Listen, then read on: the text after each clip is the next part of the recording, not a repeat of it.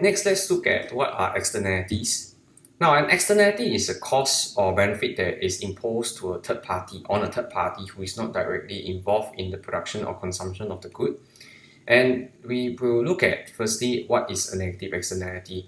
Now, an example of a good that generates negative externalities will be cigarettes. Now, why are that? Is it that when you smoke a cigarette you actually generate negative externalities? Is because when you actually smoke, now I think maybe we will use this diagram to look at it. It's easier to look at.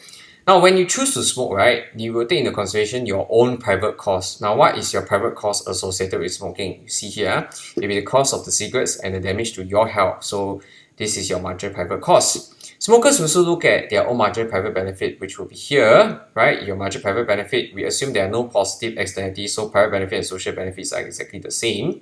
Now, so smokers, they will look at their own private benefits, which is stress relief and satisfy their addiction.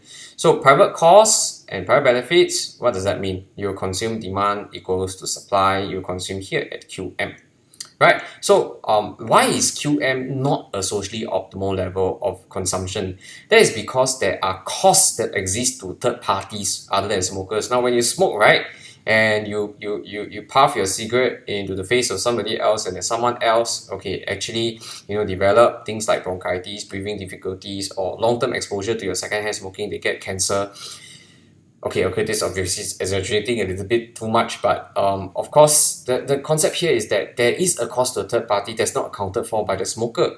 And when we look at the marginal social cost is marginal private cost plus your external cost. In fact, your vertical distance between your private cost and social cost is your third party cost, which is your MEC.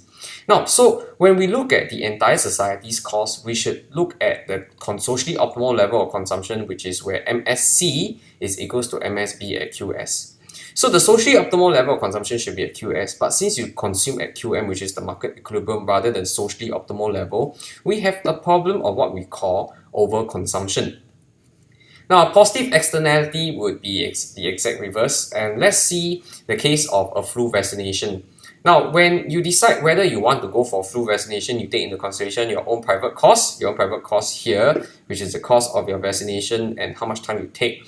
And you take into account your own marginal private benefit, which is that if you go for vaccination, you have low risk of contracting the illness. So cost and benefit, your private cost and your private benefit, you consume at QM. But the problem here is that in the case of flu vaccination, do people around you benefit from you having the flu vaccination? They have less risk of actually contracting flu from you, right? What that means is that there is an external benefit that's not accounted for by the individual. So your social benefit is private benefit plus your external benefit. That's the reason why MEB is the vertical distance between your private benefit and social benefit. These are benefits that are conferred to third parties who are not directly involved in your production or consumption of the good. So the socially optimal level of consumption should be where MSC is equals to your MSB here at this particular point. So the socially optimal level of consumption is QS rather than QM. Now, so these are the cases of what we call externalities.